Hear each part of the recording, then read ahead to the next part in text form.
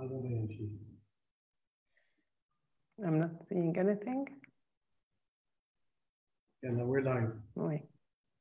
Are we live? I guess Yes, we are, huh? we are. مساء الخير وأهلا وسهلا فيكم بحلقة جديدة من خلينا على تواصل. خلينا على تواصل رغم كل المشاكل التقنية يلي عهد الكوفيد عم بيفرض علينا. ما تواخذونا، تعوقنا عليكم 20 دقيقة بس انحلت المشاكل ورح نكون سوا لساعة ونص إن شاء الله. قبل ما نبلش أنا بحب وجه الشكر لحزب الكتلة الوطنية يلي نظم الحلقة.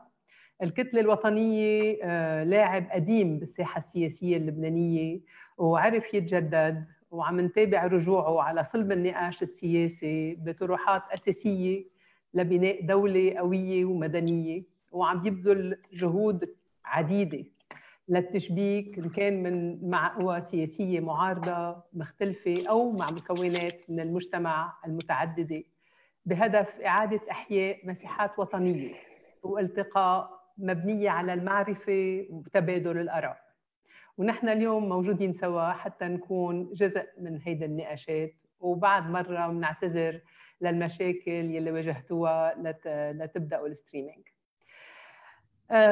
بدي أعمل مقدمة سريعة قبل ما أقدم كمان ضيوفي وبعدين افتح لهم الساحة. وقع لبنان بأزمة اقتصادية يلي كانت تداعياتها بلشت من تقريباً سنتين، ويلي هي كانت من أنزل الشعب اللبناني على الشارع ب 17 تشرين، ويلي انفجرت على العلن بآخر كم شهر.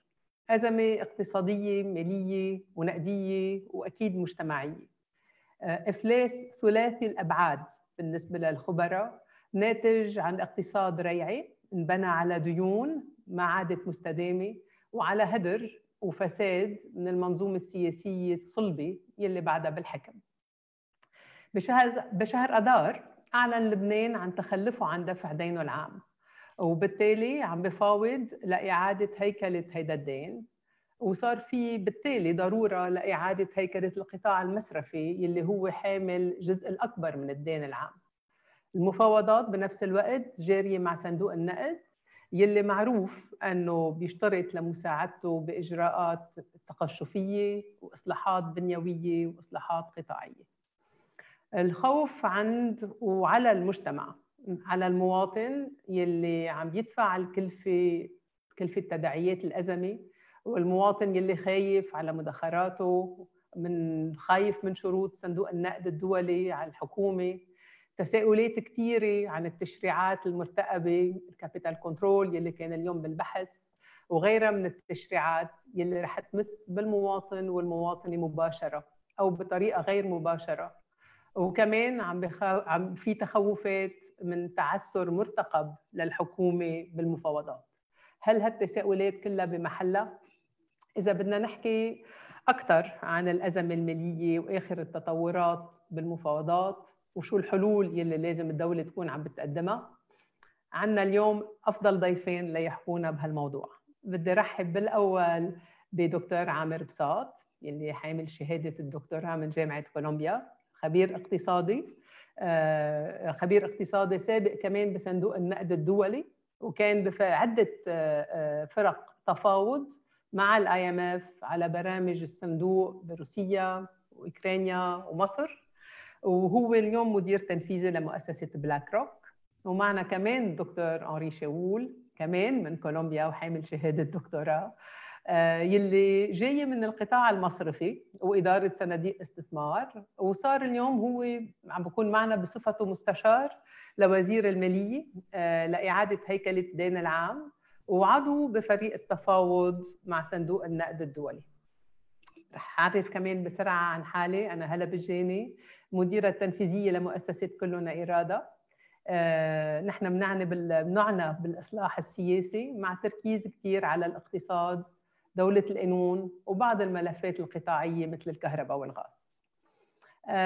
هيدي الحلقة رح تكون استثنائياً باللغة الإنجليزية لسهولة التعبير عن المصطلحات الاقتصادية بالنسبة للخبراء تبعونا، بس الأسئلة والنقاشات فيها تكون بالعربي حتى لو الأجوبة ممكن تكون بالإنجليزي. الحلقة رح تنزل مع الترجمة على صفحة الكتلة بكرة.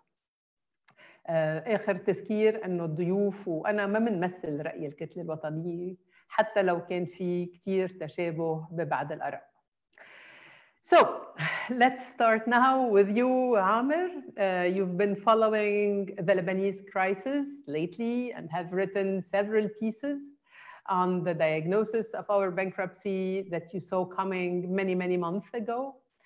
The webinar's title is Diagnosis, Solutions, and Impact on Our Society of the Economic Crisis. At the same time today, the governor of the central bank, in an interview in Paris Match, said that Lebanon is not bankrupt. We are exposed since months to hundreds of articles and counter plans in regard of the economic crisis. So to you now, are we bankrupt? And how do we describe this bankruptcy? What about the banking sector? What about the central bank? And what are the choices that you usually have to address situations like this one? And what is the recognized manners to distributing these losses? And Amer, before you start, a favor, do speak slowly, please. I will try my best. I'm not very good at that, but I will. Listen, first of all, thank you very much for inviting me for National Block, Robert Ghanem and Robert Fadel in particular. I'm also honored to be with Henri. Henri is listen, we could not get a better negotiator with IMF. We're all much better off having him negotiating on our behalf. So I'm honored to be with him on the same podium. And thanks, Hala, for also being the moderator. Listen, I'm going to try to sort of spend a few minutes describing how I see the issues, and more importantly, what is the standard orthodox approach that is typically followed by the IMF in a situation like this. But let me first start by disabusing us all with the idea that what Lebanon is going through is unprecedented. It's not. We're not the first country to run into trouble, and we're not going to be the last country that will run into trouble, right? And our problems are very standard emerging markets trouble, very standard. They're very common when you see them. The magnitude is significantly larger. I think we're going to break every single record in terms of the magnitude of the issues. But the issues themselves are fairly standard and fairly common, right? And at the end of the day, at the risk of oversimplifying, and I don't think I am oversimplifying, the issue is that we borrowed too much. The issue is debt. The original sin in Lebanon is that we borrowed too much and we accumulated a level of indebtedness that is enormous, right? And that has three angles to it, right? The first angle of which is obviously the one that we all know. The government, either because of waste, corruption, bad investment decisions, accumulated a total of $90 billion. You also have a private sector. I mean, let's all be not to be complacent. And the indebtedness problem is not just in the public sector. The private sector also lived beyond its means and borrowed at the peak $60 billion worth of debt, right? In order to consume and invest at a level that is arguably beyond what it should have. And the third player, and the one that really is new and really wasn't in the picture, is that the central bank ended up being also part of that debt bonanza. And they did it in an indirect fashion, right? Without getting too much into the details and the plumbing. The way it worked is that they ended up borrowing at expensive interest rates and lending to the government at the low interest rates, right? And the accumulated losses that are associated with that operation, what it became known as the financial operation, added a stock of indebtedness to our public sector indebtedness that is significant in amount, and sort of depending how you want to estimate that amount, what sort of buffers to use, we can get into the details, around $35 billion that we have to add on top of the public sector indebtedness and on top of the private sector indebtedness, right? It's not a surprise that that level of indebtedness eventually became unsustainable and unpayable. Right? Whenever the debt becomes too large, whenever a country's debt becomes too substantive, you run into difficulty. Your ability to maintain the debt by paying interest rates and amortizations on that debt becomes a question. And that's not a conjecture. That's a reality. That's a fact. Over the last 2 years, the private economy looked at this level of indebtedness and said, we cannot pay it. It's too big. It's too large. There's no way we can generate the kind of resources needed in order to pay the debt. So that's the original sin. And that's the first point I want to make, is that we're starting from a level of debt that is unsustainable, and for all practical purposes, and by any metric and by any international standard, and also factually, empirically, we're bankrupt. We cannot service that debt. Definition of bankruptcy is when you cannot service the debt, and factually, empirically, but also by any standard, any international metric, we got into the point where that debt cannot be repaid. The problem, however, before we get into the solutions, is that that debt was somebody lent you the money, somebody invested, somebody gave you that money in order to, somebody lent you the money to build that debt, right? And part of that debt was the foreigners. The foreigners bought our debt through the Eurobonds and other forms of non-resident lending. And in principle, that's a relatively easy solution because Lebanon is too small. It doesn't matter for them. Even if we wipe that debt completely out, it doesn't really impact them. The problem is that the large part of the debt was bought by the Lebanese themselves, right? And bought through the banking sector, right? And the problem, again, so on the assets, remember, you have this massive amount of debt that somebody had to invest in. And the problem is that you're sitting on a banking sector that became so large, precisely to intermediate, precisely to lend the money to the people who borrowed, who now, I'm suggesting, have become bankrupt and unable to pay, right? So the problem that we're facing right now is that the debt is very large, but if we do anything with it, the people who had lent you the money are going to have to pay the price. The cost has to happen from those who bought it. And unfortunately, that's all the bankers. It's all the banking sector. It's both the equity of the banks, the bankers. Sadly, that's not going to be enough. We'll get back to that in a second. It's also the depositors. There's no question about it that if you deal with the debt problem, the depositors are going to be impacted, right? So now this is where I'm going to sort of spend a few minutes and then stop, turn it over to Henri. When the IMF, typically, and I've been through so many of these programs before, when the IMF faces a problem like this, ignore the 100 papers that are out there, ignore all the details and all the mechanics, right? There really are six levers that we can play with. There aren't that many more. And we as a society have to accept that those six have to be used, all of them. We have to decide which ones do we use before, which ones do we use more of, who gets hurt, who gets helped by one versus the other, but there isn't that many other levers. The first of which is that you need to do a restructuring of the original sin. You have to go out there and wipe out a big part of that debt, right? That we have to recognize that that debt is unpayable, right? So a restructuring is needed, right? That's the first thing you need to do. And you can do it in different ways. You can cut the face and say, I'm not going to pay you on 100, I'm going to pay you 50, 25. Or you could say, I'm willing to pay you the 100, but guess what? I'll pay it to you in 50 years. The bottom line is that debt has to be reduced. The debt stock has to be reduced because that's the original sin. That's the first thing the IMF is going to ask for. And there's no question about that. We need to, in that, we have to have a chamber of restructuring, one room in which we're going to be dealing with the debt restructuring. The second one, unfortunately, is that the banking sector is going to be hurt, right? So we need to deal with the restructuring of the banking sector.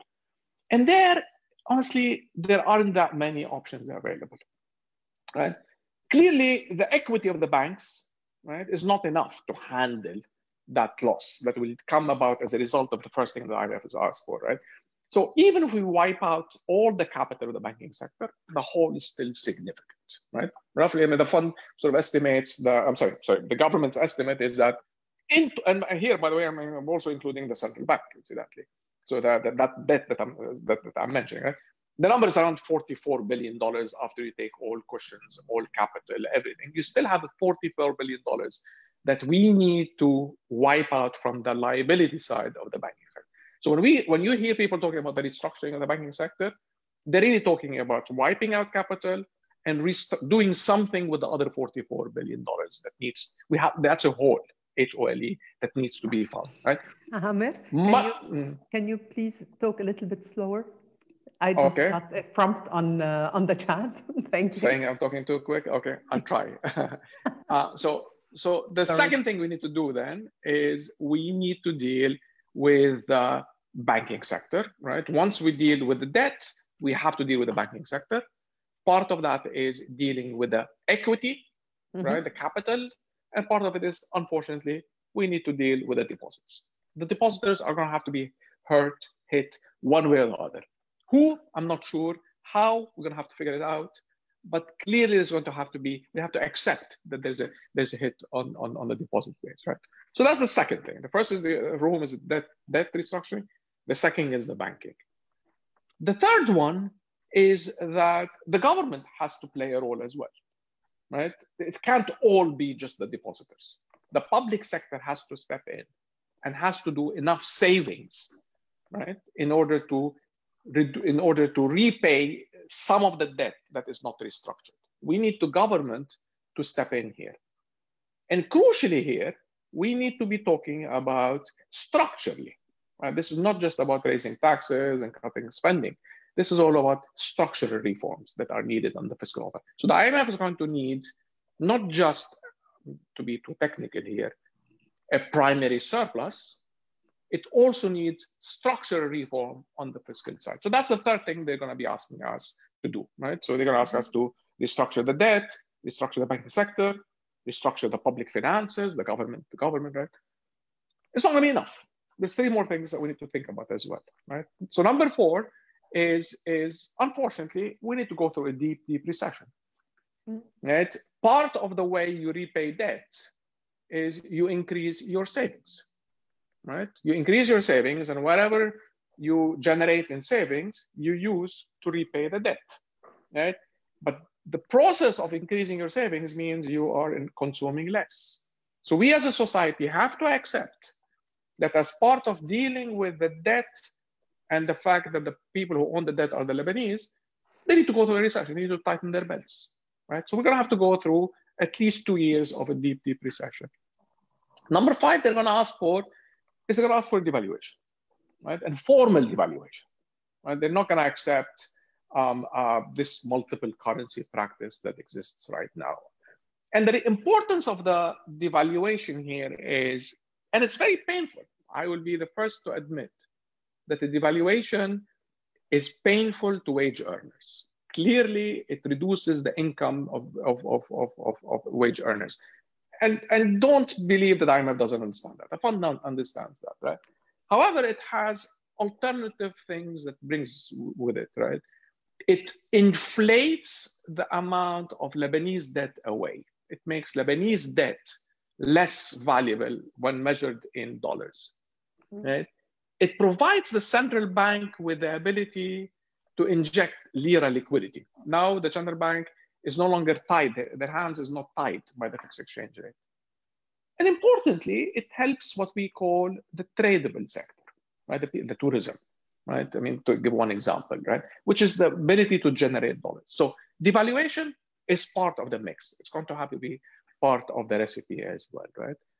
The final thing is that we need foreign assistance, right? We cannot do it alone. The magnitude of the problem is too big to be done through the first five things that I mentioned. We need foreign help. We need foreign injection of capital. It's extremely important that once we do these five things, and we should do them at the same time, we can go to the international community and say, help us. We need the funding, we need the balance of payments, the capital flows, right? So to summarize, Hala, the point I'm making is, this is not a new problem. The fund has seen it before. It's all about debt. What makes it slightly special is the Lebanese own the debt. Yeah. So we have to take the pain. The pain has to happen through restructuring the debt, restructuring the banking sector, accepting the recession, accepting the devaluation, and then going out there and getting some foreign assistance. So let me stop there and see, maybe turn it over to Henri. Okay, well, this looks like quite a grim landscape we are going to enter, and many of the Lebanese have already started to feel this pain because many of them have not been able to access their accounts. Many of them had got their savings at a very, very low interest rate where inflation was already hitting all over. And for now, the government was not able to protect the smaller depositors and the most exposed of the Lebanese citizens, because all what you're describing, Amer, was not implemented yet, and we are yet to start addressing the issue. And this is where I turn to Henri. Henri, you are a banker. Some people tend to forget that. You're a person that comes from the financial market, and yet you've accepted the very difficult mission to join the government team in the negotiation with both the debt holders and the IMF. And you've also worked on the governmental plan. So now we're very eager to, after what we heard from Amer, the 6 levers that we will have to pass through. I would like to know what was the main logic behind the plan, whether those levers are included in the plan, and one last question, whether you believe that the government will be able to implement the necessary measures that Amer went through. Thanks, Hala. First and foremost, I wanted to thank the kind words of Amer at the beginning. It's actually due to the amazing network of Lebanese people who are in the finance industry, people like Amer, that have been, whose idea have contributed to where we are today in terms of trying to think about, so we benefited a lot from a number of conversations in that regard. The second thing I wanted to just, a big disclosure I have to put out there is that I, obviously, given the role that I have on the IMF negotiating team, everything I'm saying here is personal capacity. All official communication regarding the process is being done both by the IMF as well as by the Ministry of Finance. And I would have to be very careful about what I say here is not a reflection of the negotiations that are taking place. Now, usually I'm labeled to be a negative guy, but I think Amer has done a great job of taking the beating first. Everything he said is actually true. You see, the government plan, for the first time of my recollection, the government of Lebanon has taken an amazing step of owning up to the crisis by basically recognizing the crisis in a very clear way. As Amer said, it's a debt, it's a banking crisis, it's a liquidity crisis. It also recognized that all these interlinkages that we have are interlinkages in the financial system, and basically saying to the whole world the reality about what it is. And this is very, very important because it does contradict a number of things in the market, and what people like to hear is that this is not a liquidity crisis. It's not only a liquidity crisis, but it is clearly a solvency issue. Okay, and there's a big difference.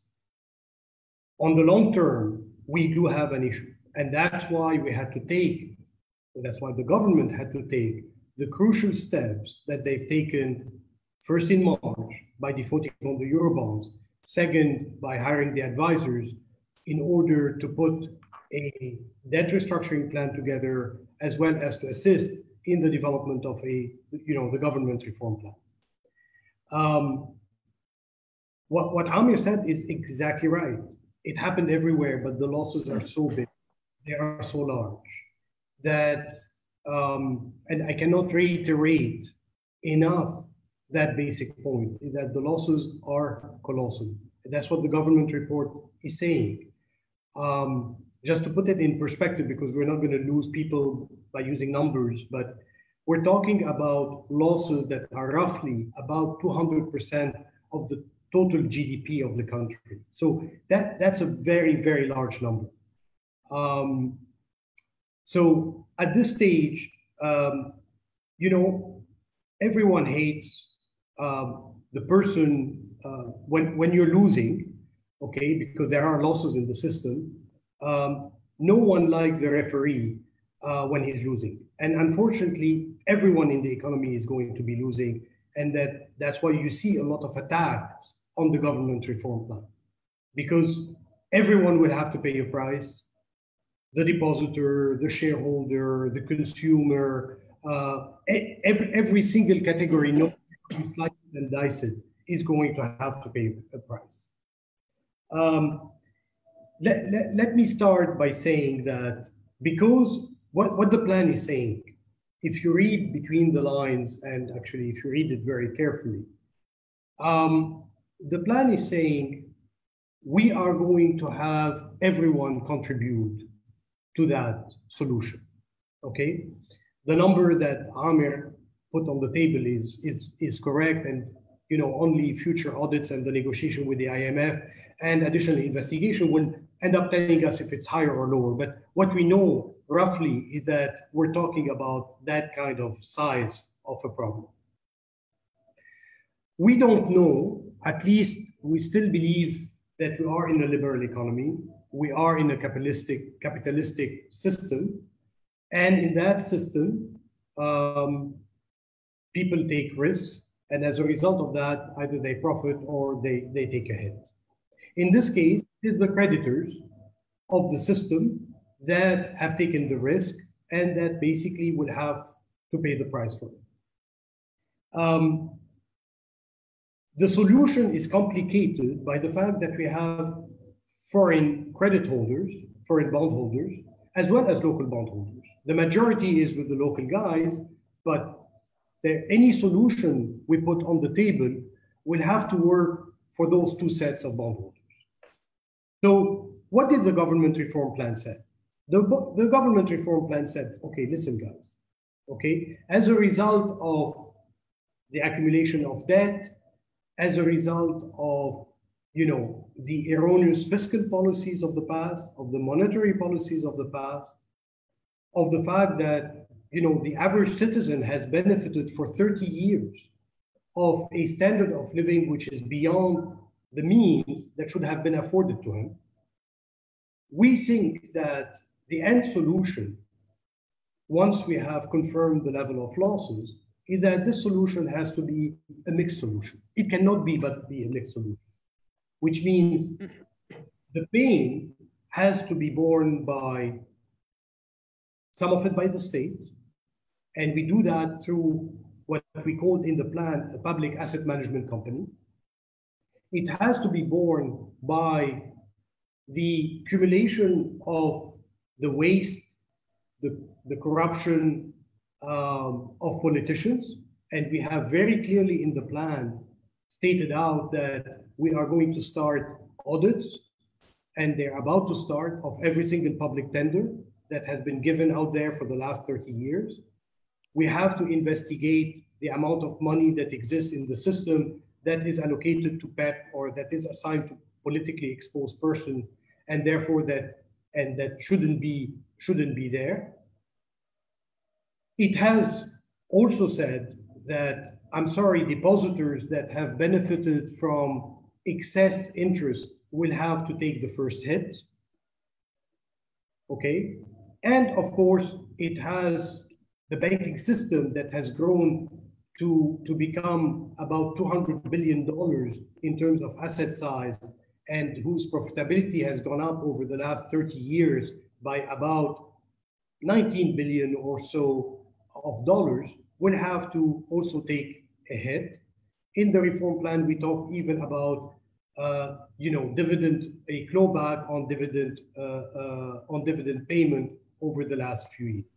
Okay. So the idea is that, and in a normal capitalistic system, when you go through those losses, there's a hierarchy, right? I mean, the first people that will take the hit will have to be the bank capital, as Amer said. It cannot be that I go and touch the depositors before I touch the bank capital. And I have to say one thing, the state we have this whole notion in Lebanon where we confuse the idea of a state and the government. And that is something which is extremely important. Yes, successive government over the last 20, 10, 15, 30 years, I don't care, I'm not trying to assign political blame here, are responsible. But that doesn't make the state responsible for the theft. The state is responsible for prosecuting the people who have abused their political position. So today, the state has to intervene, not out of the fact that there has been only waste in the past, but the state has to intervene because the losses, again, are so large and they are so systemic that we need a vibrant system, a vibrant financial system, and therefore we have to intervene in order to ensure the stability of that system. And that is why they have to contribute. Okay. And if you look at Henri. Okay, and if you look at the reform, the government reform program, you will see that actually the government, or the state, I'm sorry, now that we have to make that difference, is basically minimizing the losses with the amount of the capital gains on gold, for example, and by treating that as equity of the central bank. So it's already contributed. So there is a part of a bailout that will have to come in, and the plan is very clear about saying that, okay, let's use that as being a buffer to help people. Let's use the public asset management company in which we will put some state assets in order to help the country. It is their duty, and they said that we will do that. However, the bailout cannot be the heart of the solution. The reality is that, you know, the financial system will have to bear the brunt of the problem, according to the government plan, again, and according to what I believe. And the bailout will have to come as an add-on to the solution. One last observation, and I'll give you the floor. Because we have many questions, yes. Yes, is that why are bailouts kind of not liked in general? I do believe that we have also in Lebanon the ability to confuse the idea that depositors and citizens. You know, a bailout basically is a bailout where all the citizens are asked to contribute. And 55% of the people are not even part of the banking system. Yes, they've benefited. They've benefited from an exchange rate. But it is, therefore, a bailout is very regressive. It's socially unfair. And by the way, because we have a real solvency issue, I don't think we have enough financial assets to put as a contribution. I want to make one last point because this is your second, okay. Yes, my second last point. Second last. Yes, the Amer talked about devaluation. There is one additional cost, and there's no doubt that I don't want to in my presentation to forget about all the structural reform that the state would have to undertake. They are very important, and we have to start with that. I think the state has to prove that by starting to act first as a confidence-building move, because if we don't show that we can act on structural reform, then bankers are going to say, why do we have to pay? Then depositors will have to say, why do we have to pay? And there is one thing which is going to be very painful on the monetary policy side, and that is the devaluation. And there's no way out but to do that. Okay. We have, as a state, to come in and intervene and provide all the social safety net that is required to help the people during that intermediate phase. But there is no way out. The problem that we've had in the past was about an overvalued exchange rate. We have to deal with it, and we have to devalue our currency. And as far as I'm concerned, you really need to close. We have many questions, please. Floating exchange rate. I'm done. Okay. Thank you very much. I'm sorry. So basically, thank you, Henri, for making the distinction between the state and the government. The state are the people of Lebanon, and they are extremely, they have been living actually in a lot of pain for most of them. 50% of poverty in Lebanon, those are definitely not the people that have their bank accounts. 50% of the Lebanese have bank accounts, and those who have been paying the price are also the smaller bank account holders in the banking system till now. I will come back. We have many questions, but Amer, before going through the questions, I want to go back to you. You've described in a very clear fashion the 6 levers that we have to go through, the last one being when we have the rescue of international agency and obviously such as the IMF. But before getting there, we have a lot of things to do internally. And One of the first ones starts with the negotiation with our debt holders and negotiation with the banking sector in order to restructure it and accept the losses, and eventually, as Henri was even suggesting, accepting some kind of clawback on their benefits. But we're actually very, very far from that. We're very, very far from getting to the end of the tunnel and having eventually some kind of help that will kick back the economy. Because actually the ABL has clearly rejected the government plan, which includes the 6 levers that you have described. What are your views on the suggestion of the Association of Bankers plan? Is this something that you take seriously in addressing the crisis, or is it a negotiation posture actually? No, thanks. That's a tough question. And I promise I'll speak slowly. I'll try. اللي معه اللي ضده. We have to be on both sides, right? The reality is, and it's a little bit, let me make a broad point a little bit. This is an observer from the outside sitting in New York. This is unprecedented, the way all these plans are so orthogonal and so contradictory to each other. We're not used to that in Lebanon. Lebanon is a country of compromises historically, where people want to come together and reach some form of a solution historically. Like we have a history of compromise because of our sectarian system.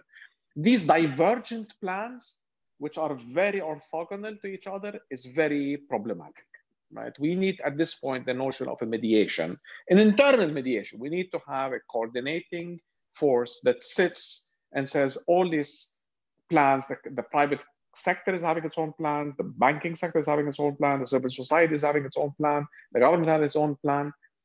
This is problematic. We need a solution right now that puts everything together so that we can go to the international community with a line, with a compromise, right? So now let me talk very quickly about ABL's plan, right? And let me make the ضده بعدين اللي معه.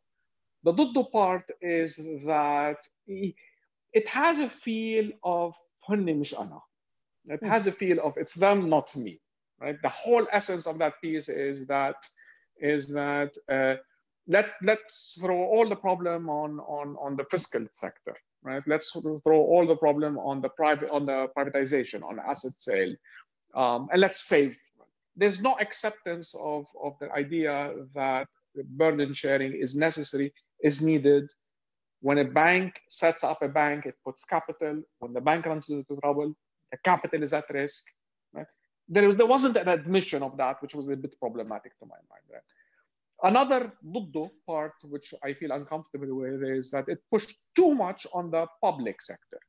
Essentially, if you really dig through their numbers, they're saying, let the government tighten its belts. The problem is that Lebanese government is already quite, and I know it's a very controversial statement, but the Lebanese government doesn't spend enough. It spends on wrong things, but doesn't spend enough, right? The third thing is that it's like, I don't know what the expression in Arabic is, immaculate conception. There's the idea that don't worry, don't default, don't restructure, and the economy can start growing and growth will take care of everything through confidence. That's also not realistic either, right? So هذا هو الثلاثة اللي ضده part, right? The معه part, the with them, is what has to accept is that we cannot demonize bankers today. No, and we this need them. tendency, the tendency in the commentariat out there is to demonize them as if they're the source of all problems. They're part of the problem, but they're not the only part. So we need them, right? We have to reach a compromise with them. We have to reach some form of helping them so they can help us, because we need them to come in. They're the ones who are going to be part of the banking. And people like Adel Afyouni and I've written about it as well, and Ishaq Diwan have written about the way of, we need to be thinking about a creative way of restructuring the banking sector without killing it, right? So I think it's too extreme. I think a little bit more realism and humility was needed, but we also need them. They have to be part of the solution. Okay, so basically what we should expect in the next phase, hopefully, is that the bankers sit with the people that are devising for the government and address real solution and not throwing balls at each other and blames at each other, because In the meantime, again, those who are paying most are the Lebanese citizen, and the weaker one, the first ones, because the others can wait on their money until a solution is found. I'm gonna, Hala, before we go, I swear to God, 30 seconds. This is like my imagery that I've been throwing to people is that we need within the corridor with multiple rooms right now, negotiating rooms, and they have to be happening at the same time. We need to be talking to the bankers, we need to be talking to the creditors, we need to be talking to the depositors, we need to talk to the private sector. The real economy is hurting. We need to talk to civil society. We have to have simultaneous negotiations going on at the same time. Let me stop. Okay, thank you. And Henri, I know you're not the representative of the government. However, in this webinar, you are. All this needs to be happening, as Amer was saying, simultaneously. And we should have today a restless government that's negotiating left, right, and center and acting on their decisions. However, this government is extremely weak, and it was not able to enforce even simple decisions they took, such as the financial nominations, for instance. Behind them is a terrible political force that has never shown the will of any kind of change until now, although they had several occasions. We've been hearing the reforms since Paris 1, Paris 2, CEDRE, and so on. And obviously, as we said earlier, the bankers might be happy to take in the pain. The citizens of Lebanon are already taking it and might take it for some more time, but at the same time, they can't take the pain if they're seeing the light at the end of the tunnel. So how confident are you that this government that you're seeing has the shoulders to enact and act upon the plan that it has written? Okay, highly politically charged question, which I will answer. But before I do that, I just want to follow up on Amer's comment, because no country in the world that is facing the crisis that we are facing today, which is mostly financial, but also economic and social, can decide to rebuild or can decide to apportion the losses without knowing what we want to build, what kind of economy we want to build, what kind of society we want to build.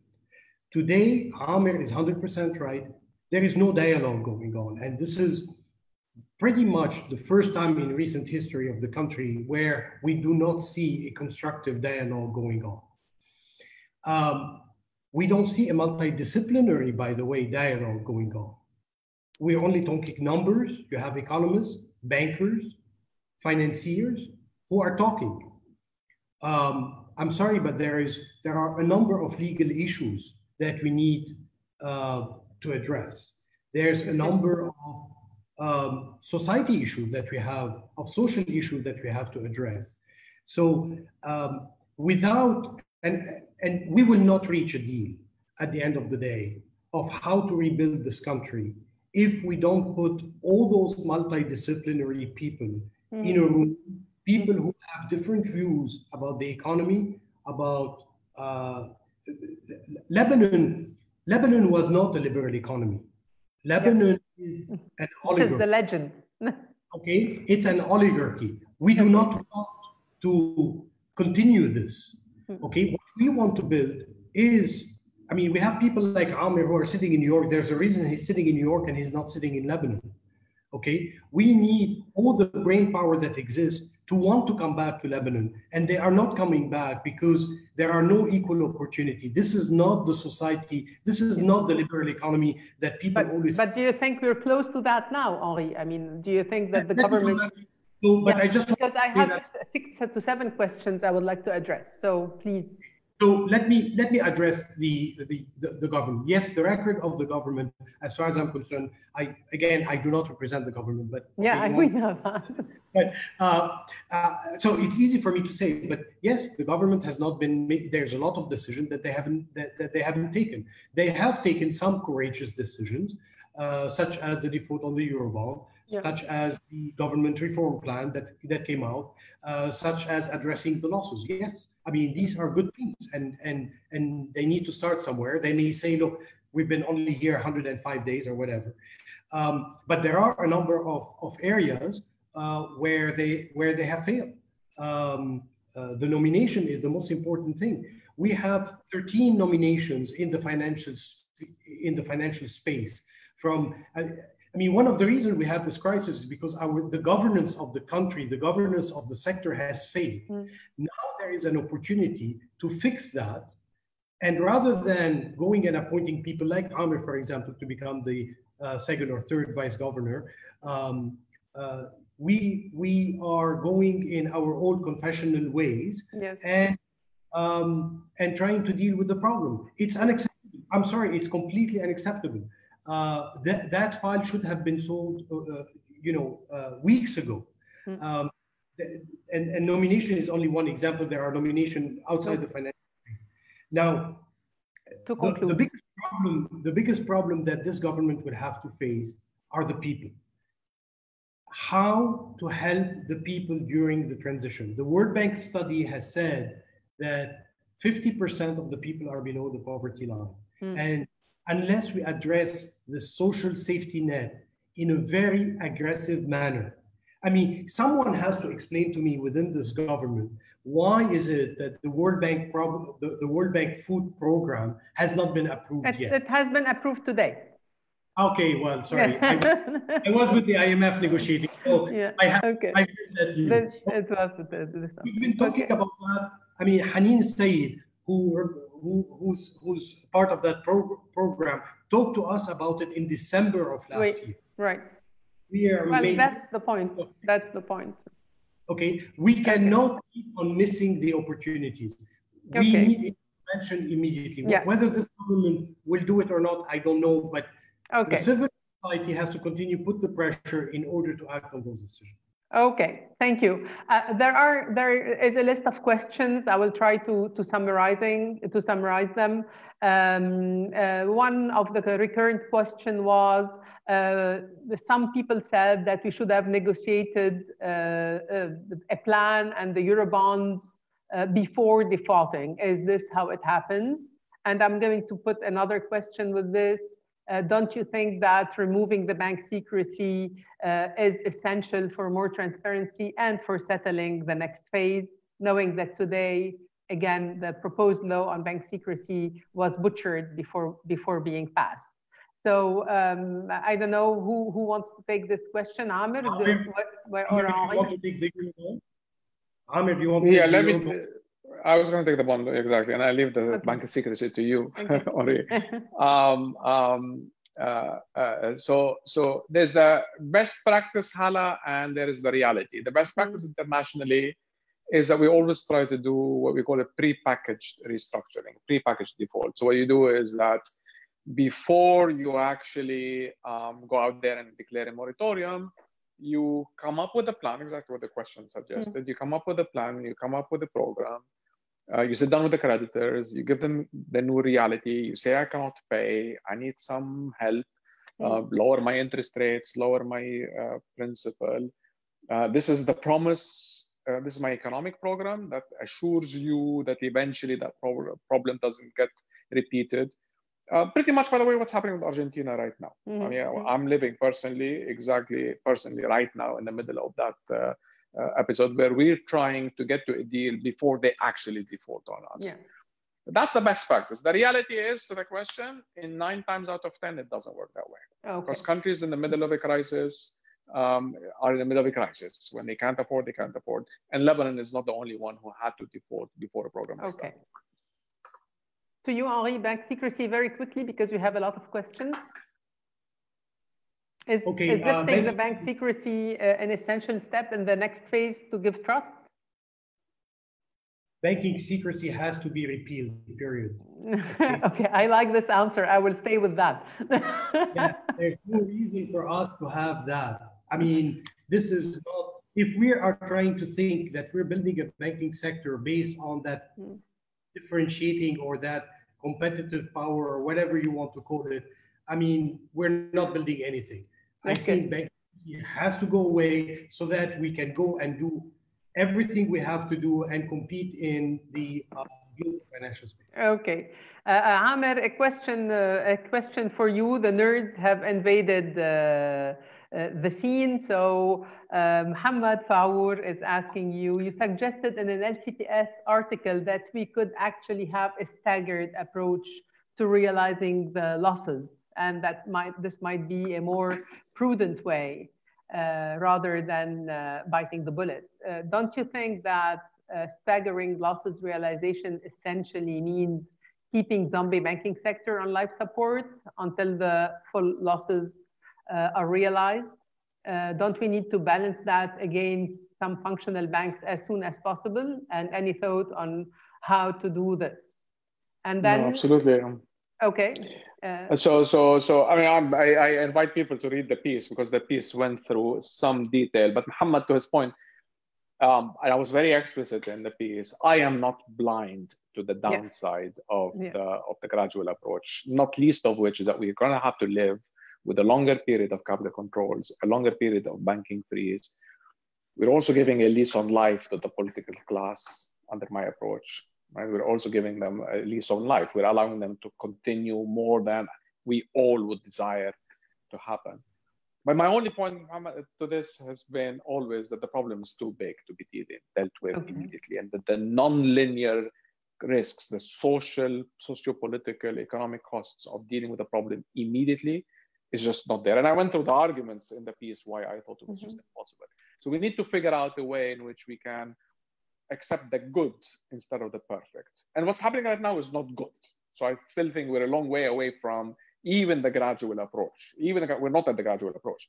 So we have to do a lot to get to the middle ground, including, and I'm not going into detail, Muhammad, and anybody who cares, is that we need to rethink about the banking sector during that gradual period. And the idea of a good bank versus a bad bank is something that I think we really should be thinking through. And again, Adel, a few has done a superb job laying it out. And I think we're going to try to flesh that idea out.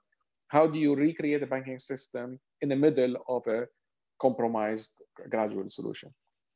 Okay, I have also some other questions. Some people are saying, are asking what is the estimate for a devaluation limit? Some other are asking how long would we be in recession, and basically how long would it take to go through these 5 points that you said. So people are worried and want to know what to expect with worst solution, best solution, I guess. I mean, listen, the first point is the intra the six, right? And then we talk about the six all together. The intra the six is that this is like I'm going to be very pretentious here. This is a general equilibrium solution, right? In the sense that what happens in one of them is going to impact how much you need the other, right? So if, for example, Romania in the 70s decided to put all of its eggs in the basket of the recession, Ceausescu said, you know what, I need you to go into austerity, save so much money so you can repay your debt and not have to do it through any banking debt restructuring. We clearly cannot afford to do that, right? Okay. So we need to figure out a usage of what happens in one. So the bigger the recession, the less the devaluation. The bigger the devaluation, the bigger the debt restructuring, right? So it's like a balloon. You push it one place, it goes from somewhere else. But still, to the question, there's no easy answer. There's no easy solution. We're going to have to do all six in different magnitudes. We're going to have to do all six. And we have 2 years from historically, 2 years of really hard time in front of us. We have to accept that. And by the way, let me shout out here, exceptionally good work that Gerard Zouin and Ali Mbaid have done, in which they give examples of how long do these crises continue. And 2 years is a good number. Okay. Henri, a question for you. During the loss calculations, bearing in mind that 66% of the resident loans are domiciled in USD, did you in the loss take into account the potential skyrocketing of NPLs following the devaluation? Yeah, clearly we did. There's a very heated debate about the NPL, right? Bankers keep on claiming that, and maybe rightfully so, and I hope rightfully so, that basically the loans are well covered. We've seen it happening all over the place, and we've worked very closely with international organizations that have seen that happening in the past. And what we have assumed in our calculation of the total loss is that we will have, that the banking system will have to take an additional 25% of non-performing loans. And that's, which is roughly $10 billion or $12 billion. That's what is assumed. Now, I've had a number of conversations with bankers who claim that this number should be more than half. And maybe they're right. The reality is this exercise needs to be done bank by bank. This exercise needs to be done with a thorough asset quality review to understand exactly the impact of that. But so far, I mean, we're still working on an aggregated level, so that's what we have. Okay, and still in the same spirit, the foreign exchange, the BDL foreign exchange equity position, how did you tackle it? Based on which metrics? Well, clearly that's the big elephant in the room, right? The government report was very clear that there are losses that have to be tackled. That apart from the losses, which is the accumulation over the last 30 years of the monetary policy, there is an impact on the balance sheet of the government restructuring, because as you know, they are the largest holder of T-bills because they have been financing the government for so long. But also, as importantly, and the biggest one, that's the elephant in the room, is basically the fact that they are short dollars. So they've taken all these deposits in dollars from the commercial banking sector, and they have very little to show for.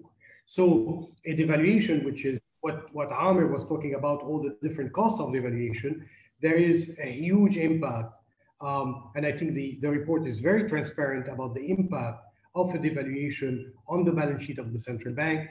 Estimate that to be about 78 trillion Lebanese pound, a huge number that we will have to deal with, and that is one of the reasons of the losses. Okay, I have actually not a question, but an observation by Diana Menhem, who says that she completely disagrees on the social safety net because she thinks that both the IMF and the government have a very narrow view on social policies. Universal health coverage, clean water are the way to go and will not cost the government much more than the World Bank safety net program and are much more sustainable. The IMF and the government should replace their narrow focus on social safety net with a discussion around comprehensive social policies. I agree with her. Okay. I think there are, I mean, look, in every program, in every plan, you have positive points and you have negative points or points that need to be developed further. I think the social safety net is the one where we have to work more. We have to figure out how to deploy. First, the quantum of it has to be, in my mind, has to be revised. The more I look at the society, the more I look at the pain that we will have to entertain. And what I've learned also from working with Amer over the last few months on this particular issue is that the amount of spending that we have is actually suboptimal compared to some of the emerging economies. So we need to spend more, and we need to spend more during that period. That's one thing which is very interesting. And since Diana has brought that up, I will ask her to call me tomorrow so that we can talk more about those programs, because we need all the creative ideas that we can get to put on the table so that the government reviews these plans, because this will be the focus. You have to understand where we are today, right? We've done the diagnostic. The diagnostic is not accepted by a lot of people. So we are going through a dialogue now so that this diagnostic has to be accepted. But very shortly, we have to go, everyone in this country will own the problem, and we will have to figure out a way to make it smoother and to make it a bit easier on the people. So, so Diana can call me up. But do you, Hala, do you mind if I step in for a second into the broader conversation? With all due respect, I don't know Diana. Her question is incredibly articulate. But we have to be a little bit careful about the idea of a fiscal constraint and the capacity constraint and the fiscal space. And the civil society, of which I think I am very much a member.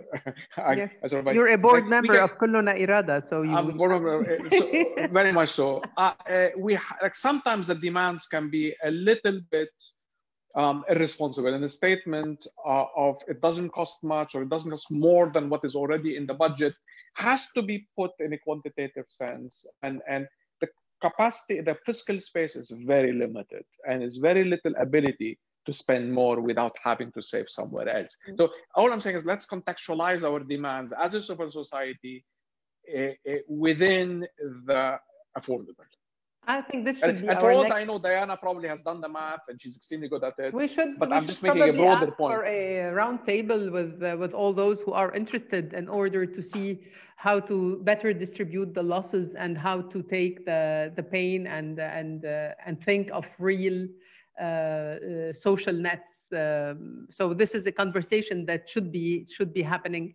Okay, well, I will go over many of the comments, but basically I have at least 3 to 4 persons that are saying, you know what, the technical and economic solution are brilliant. Okay, even if the magnitude of the problem of Lebanon is huge and we understand that, however, there is a very, very high skepticism from many of the interventions of the capacity of the government to reform, where these governments have been the very source of the highest level of corruption, that they are weak, that they will not have the will to be able, I mean, some of them will not have the will, and the government that is in place does not have the power to do it.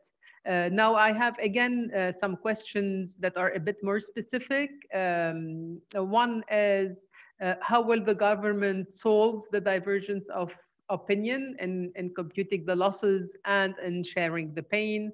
And I have another question that was, how can we restructure the banking sector without killing it? What are the options? So I guess one is for Henri and the other is for you, Amer.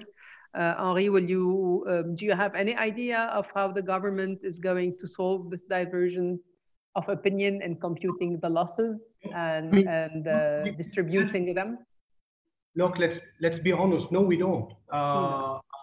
We don't know yet, and we won't know. The issue is complex, is complicated, and I repeat this, and I don't mean it lightly.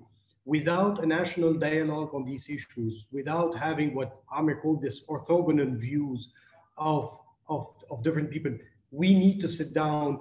Everyone needs to sit down around the table. Let's have adults in a room and have a discussion about how to solve it. We all have to, and it has to be multidisciplinary. It's very important. Are there back channels actually today with the banking sector and the government? I think there's more communication than there used to be. Very good.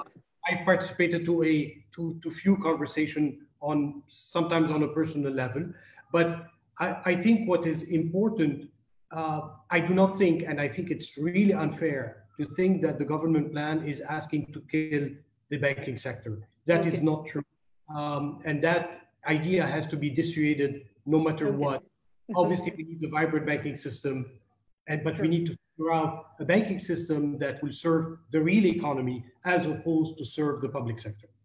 Okay, Amer, to you, what are the ways of not killing the banking sector while... But do you mind, I know this time is a constraint, but I want to spend 30 seconds on the first question of politics. Okay. Yeah, with the Lebanese, we're very good at sort of thinking, you know, nobody else is like us.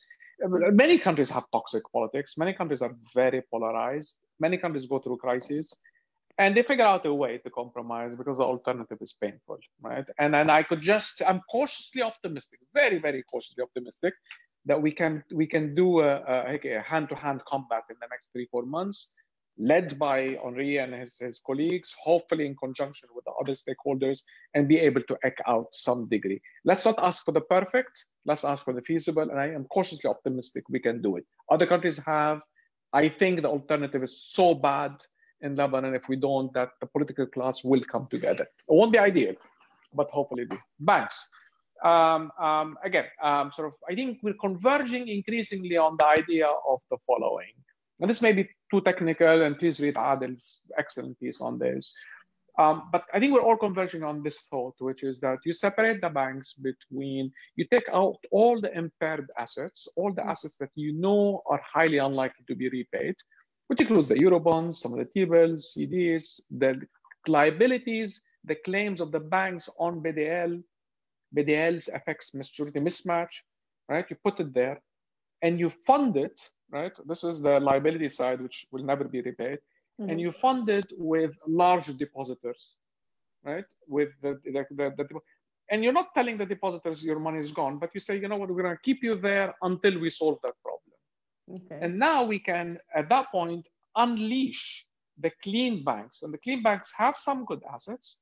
A lot of the assets that they own are good assets. We're going to ask the bank holders to recapitalize, bring in some fresh capital. And we're going to put in the small and the medium deposits, small and medium size deposits on the liability side. And that banking sector, that clean one, can start operating very soon, right? Okay. So the bad bank, we wait until the problem is dealt with. The good one is, which is funded by new capital, but also small and medium depositors, can fund it by good assets to the private sector, which, by the way, the private sector still has good assets out there.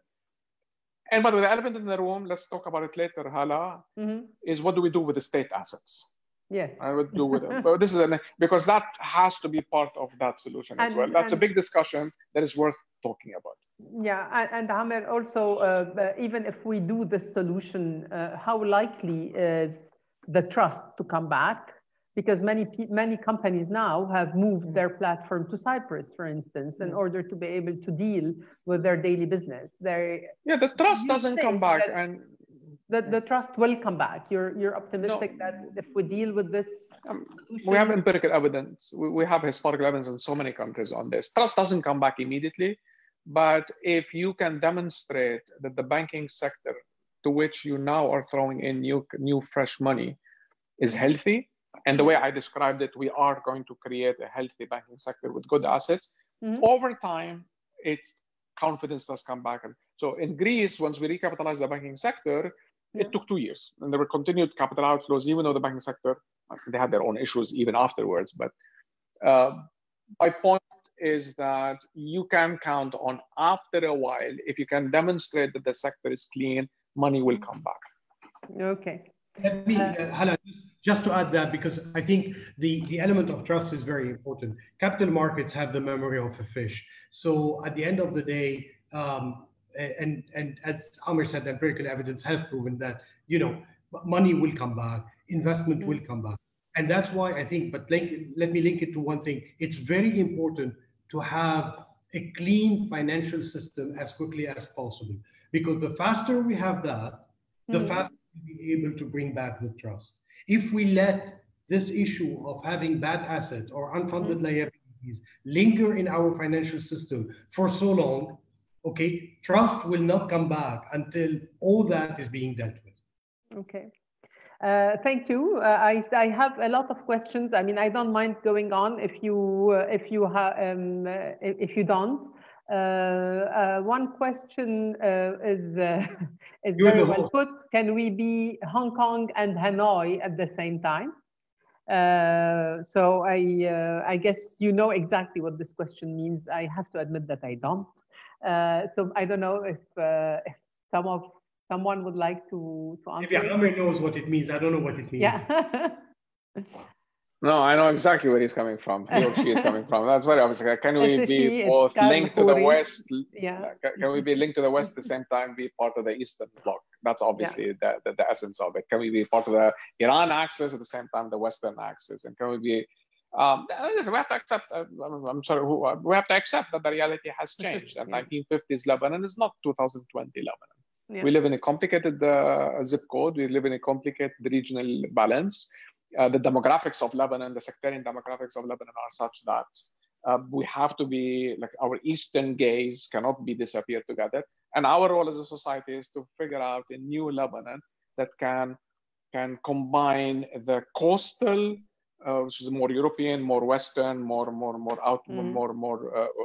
Anglo-Saxon, not Anglo-Saxon, European modernism, with a strong Eastern gaze as well. And we have to find a solution, that a compromise. And the Lebanese are very good at coming up with these new ميثاق وطنيs of the kind that we've had in the past, where we also, remember, الميثاق الوطني was nothing more than a compromise between an Arabist and a Europeanist, right? We have to come up with that compromise, and I think we can and we should. I mean, otherwise, a disaster is a disaster. And now again, a question. I hope that was a question, but I guess that was it. Bringing us back to the discussion we used to have in New York, right? Yeah. Completely. A question still to both of you. How are you seeing our ability in terms of getting an agreement with the fund? And a sub-question, has the fund signed off on the deposit outflows that are embedded in the assumption that the capital control are lifted in 2021 as per the government plan? Or was this? Maybe I can address that very quickly. Obviously, I cannot again speak about where we are with the fund or what the fund has accepted or not. Yeah. Obviously, it won't be new news to know just that we are discussing the reform plan in all its details. We have covered some parts more than others. At the end of the day, this is the framework that is being used to try to find a solution. Sorry for that diplomatic answer, but that's all I can say, about that at this time. And literally every single word in the document is being analyzed, will be reworked. Whether we think we can get an IMF program at the end of the day, I mean, obviously this is the intent. If not, we wouldn't be. We have daily negotiation sessions, or nearly daily negotiation sessions with them, and the hope is definitely to try to get an IMF program and to get an exceptional access, as the government plan has indicated. We need that money. We need the IMF. The government plan is centered around that because A, we need the funds, but second, it will also unlock a number of other initiatives that the country is deeply in need for. Okay, again, a question that's very specific, and I guess it's back to you, Amer. How do you denominate the good assets of the banking sector? Is it in US dollars or in Lebanese pound? Yeah, in the conception that I have, we don't redenominate them. The conception I have, we don't need to redenominate them. They are what they are. A lot of them are in dollars, some of them are in liras. So you just keep them the way they are?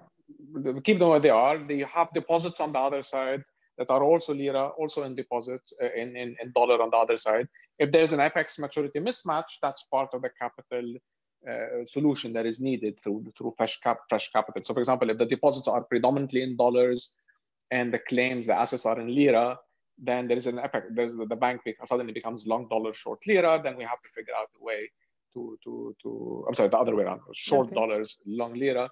Then we have to figure out a way through the capital to fix it. But I wouldn't go down the path of lirification, redenomination. That's too dangerous. And the way you deal with that is by taking all the problems and put them aside, and say, listen, until the solution is there, your money is stuck. Okay, I have now another bunch of questions, and someone is asking whether is there a reluctance of the IMF to help, and we hear this a lot in the narrative, be it in social media or in media, that actually there is no willingness to help Lebanon because there is no trust in the government, or because of the parties they represent. And here, hint, hint, I guess it's Hezbollah that is behind that question. So is there anything of the kind in the conversation with the IMF for the time being? I can't comment on the negotiations with the IMF, but I'll tell you that all those news are just simply fake news. Okay, great. And actually, can I make a broader point, Hala, on this? Because I don't think the Lebanese people have really understood. I have no idea what the fund thinks about Lebanon. I'll defer to Henri on this. But the fund, the word changed in February. COVID has changed the fund's attitude towards poor countries. and it's become much more lenient, much more willing to engage. The conditionality bar has been lowered. The amount of capital has increased. The access has increased, all because of Corona. So I don't want to use the word lucky because we're not lucky at all, but the timing is okay. It's good. The fund right now is well positioned towards countries broadly. Whether on Lebanon or not, I will defer. Okay. Let's just on that point, Amer, I think it's important. The plan is showing roughly $28 billion that is needed. We're hoping for exceptional access from the IMF, and that's why we're asking for about 10 billion. That's what's embedded in the plan. There's another 11 that's coming from SAID. That leaves us with $8 billion that we need from the international support group of nations. And that's where politics will come in play. And that's where, unfortunately, COVID-19 is going to be harmful because a lot of those countries have also their own citizens to take care of, and they have their own local economies to take care of. So that's why I think it's very important to have a united front internally, because it's not going to be easy to either get the 10 billion or to get the 8 billion or to still unlock and revive SAID that we need as long-term infrastructure investments. Okay. We have many questions that are again to you, Amer. You said that you will come back to the state assets usage. This is worrying for a lot of people, and at the same time, it seems that other people think it's inevitable. Could you please come back to what's your view on the state assets usage? Absolutely. I don't know, Hala, if it's come across, but all my answers are, let's compromise. Literally, my whole approach to this problem is let's compromise and let's avoid the black and white, good versus bad, which is so often the debate on these issues. Mm-hmm. So I'm going to start with the reality, which is the scale of the problem is so large that if we do not think of alternative solutions, we're shooting ourselves in the foot. People have to understand, if we don't use state assets, something else has to give. And what gives is a deeper recession, longer capital controls, bigger devaluation. You can't have one without the other, right? So the idea, and the way you would think about it is when you go and you lend somebody money and he doesn't pay you back, you look at his assets. Asset coverage is important, right? You consolidate that person's balance sheet and you say, listen, if you have some money in the bank, right, elsewhere, I'm going to have part of it. So we have to consolidate the debt problem by looking at the assets and the liabilities, because if we don't, something has to give. Right? Now, having said that, I am not blind. I fully recognize that the usage of state assets has three huge issues, and 3.5 actually. The first issue in using is the equity considerations.